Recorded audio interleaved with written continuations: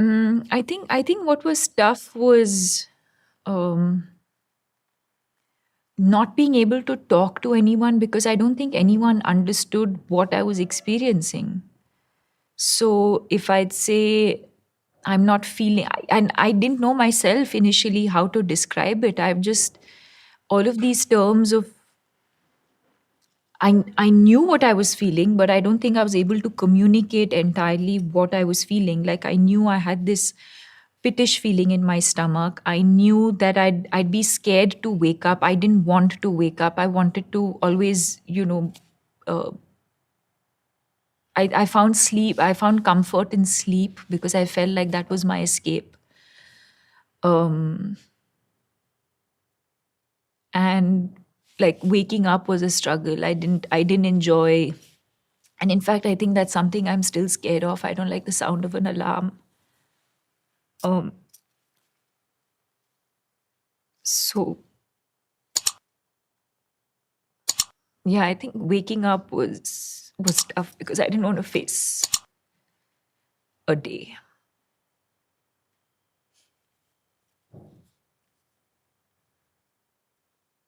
Every day I had to wake up because I had to wake up to something. I didn't enjoy that feeling of um, waking up to an alarm and then um, going to work. I think I had to do it. I was working every day, and there were days when, I mean, of course, I think every day was a challenge to sort of I didn't know how the day was going to pan out for me.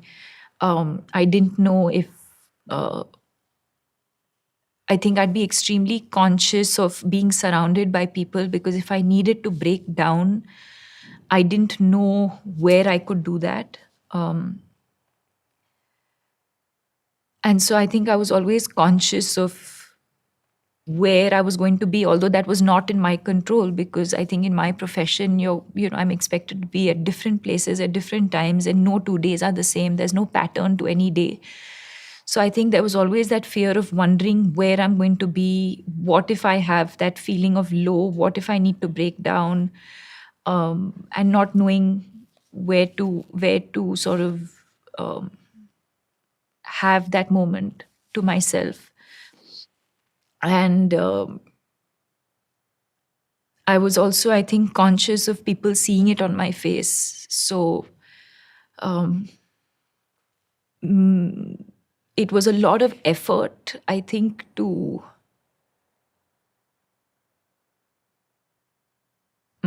I think, to show like everything was okay because it was not. And I think to keep smiling or to keep um, giving energy to people around me to kind of overcompensate to show that everything was okay or that I was feeling okay, I think was extremely exhausting. Before, of course, it before it happened, in the time that I was suffering or struggling, I wish that I had come across that one person who said, I think I know what it is.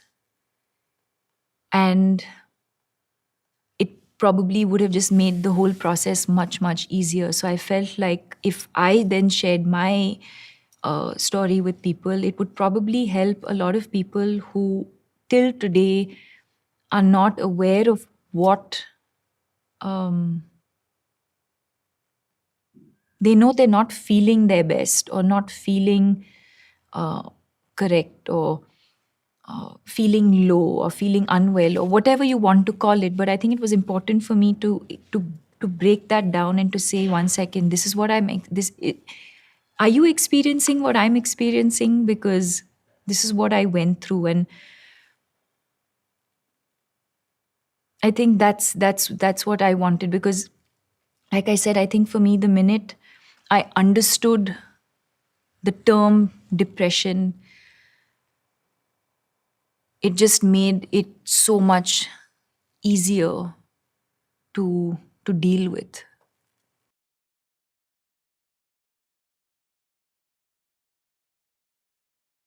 So thank you for joining us. If I may, Thank you. can we rewind to 2013, a time when you had successful films, money, and fame? Tell us about your journey when you first experienced signs of depression. So it was 2014. I'd had a very crazy year in 2013 and a very successful year professionally. I remember waking up like randomly with this pittish feeling in my stomach. It was the 15th of February, I remember. And it just sort of crept up on me. I didn't know why it was happening or what it was. And it was... it sort of felt weird because it's something that I'd never ever felt before. I mean, when you have a fever or when you have a cold or any other sort of illness, you usually kind of know what it is. But this time it felt different. It felt like something I'd never experienced before, so I didn't know what it was. And just bouts of crying, randomly without any warning. Feeling extremely low, lack of motivation, and yeah, I mean, I remember those days like that. I remember it to be extremely dark and just almost empty and directionless, I think, and you sort of start questioning your existence. I mean, that's what I remember feeling at that point. So what was the first time that you were able to accept that this is actually depression? And was that acceptance easy? To be honest, I feel like the biggest struggle for me was not knowing what it was. And I feel very fortunate that my mother was familiar with these signs and symptoms, and she many months later, while visiting me, sort of noticed these symptoms, and she was the first one to sort of ask me to pick up the phone on Anna. And when I spoke to Anna, she kind of instantly knew from my voice that I needed professional help. And yes, I think that immediately sort of I felt at ease, because like I said, I think the biggest struggle was not knowing what it was.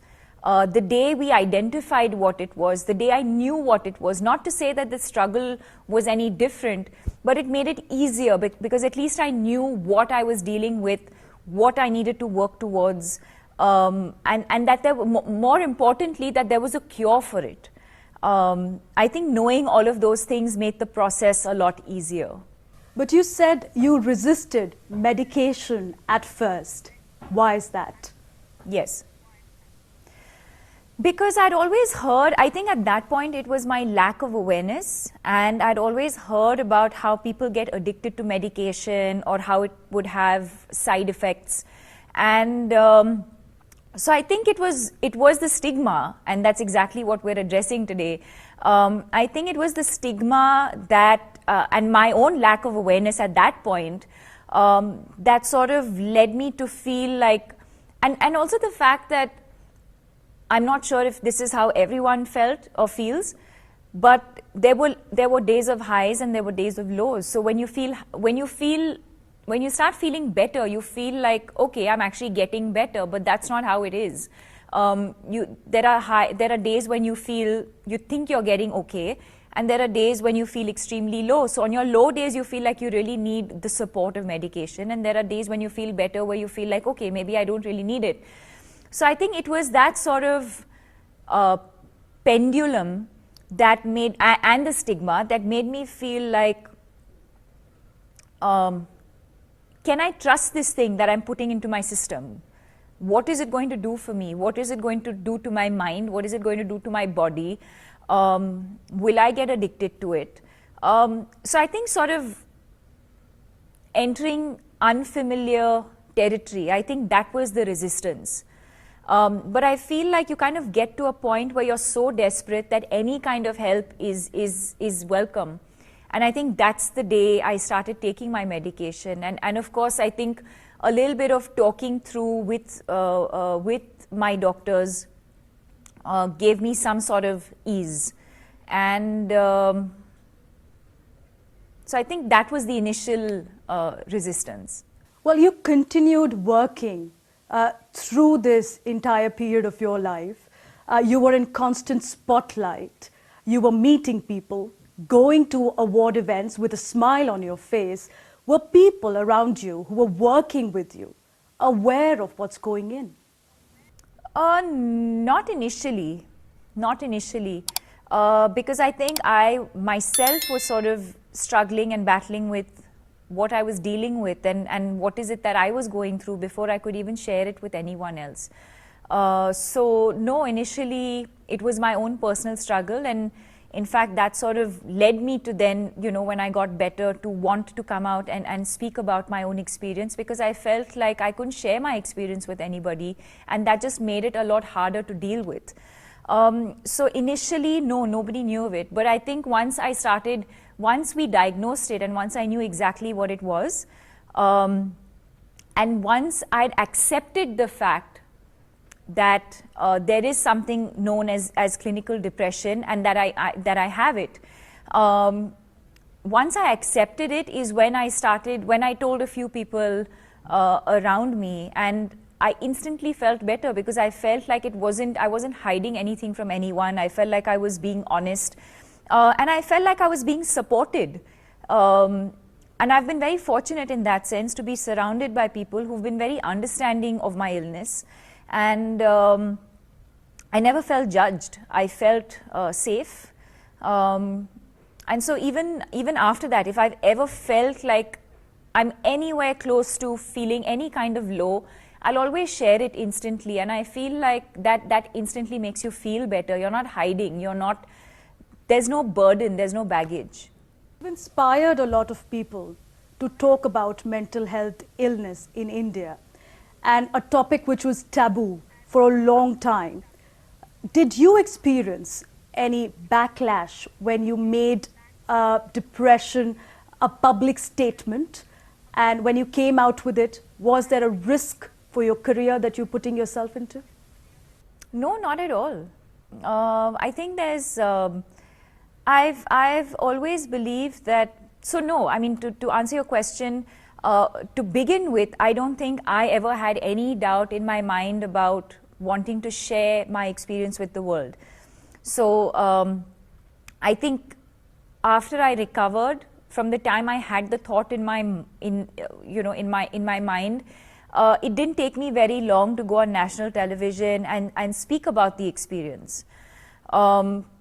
And I did that purely because, like I said before, when I was struggling, I felt extremely caged, and it felt like a burden, and it felt like and after speaking about my experience, I felt free, I felt liberated. And I've always believed that if you're honest with anything that goes on in your life, I feel like people will always accept it no matter what it is. I think the honesty sort of resonated, apart from the fact that it's so common. And I'd like to believe that it sort of spoke to a lot of people, and I was speaking the language that a lot of people weren't able to sort of identify what they were going through. So apart from the fact that a lot of people were probably just experiencing the same thing and didn't know what they were going through, for the others, I feel like it was just about me being honest. So at no point was there any sort of backlash. There was one sort of negative article that I read, which a very popular and famous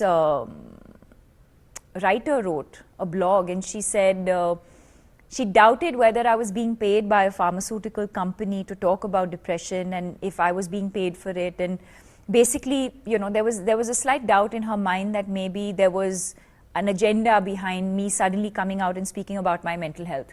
But apart from that, from an industry and work point of view, I think it was celebrated, if not anything else. And no, I didn't feel judged at all. Well, you followed it up with action to set up your own foundation to talk about mental health issues. What is your advice for partners, friends, parents who might see similar symptoms in their loved ones? I think to listen, to be alert.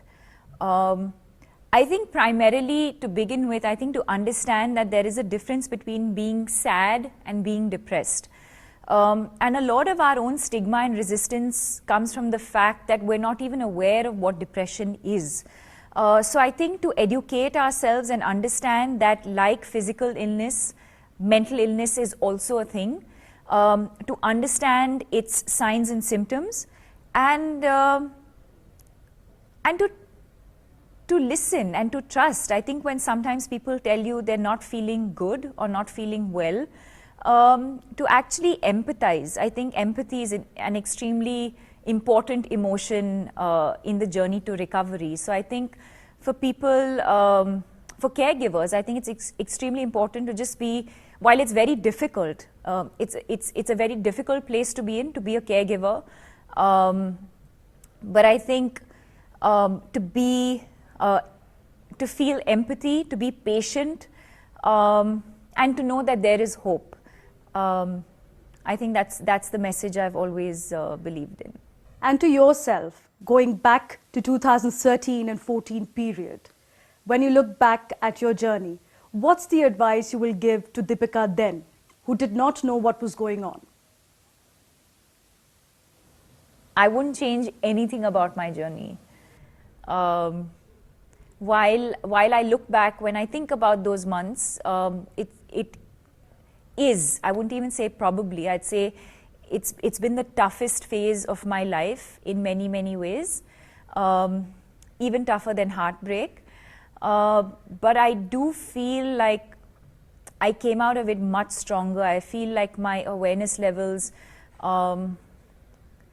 it's changed my life in a way that I can't even explain. So I wouldn't have changed. I mean, I wouldn't change anything about the experience itself or how I dealt with it.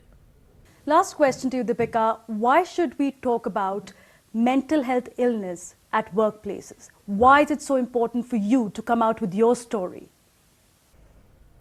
Well, I mean, if we're talking about mental health at the workplace specifically, I think there's two ways of looking at it. I think if you look at it as in a professional manner, and if you look at it as in a selfish manner, I feel like you're not really. I think the output, you're compromising on the output. You're compromising on the quality of work that one is able to deliver at a workplace. I think that's the professional and sort of almost selfish way of looking at it.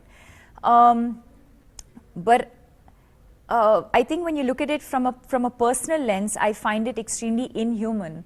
I've been there, and to extract work or to extract headspace and mind space from someone whose mind is actually not there at all is inhuman. So I mean, for all of these reasons, I think that it's just extremely important, and I think we'll get there. I'm not cynical about it at all. I feel like 10 years ago, or more than 10 years ago, there was almost a revolution in India when it came to physical health. And I'm very, very optimistic about the fact that we'll get there with mental health too. Thank you so much, Deepika, for your time. Applaud to your courage for speaking out where many would shy away from it. Thank you for joining us. Thank you. Thanks.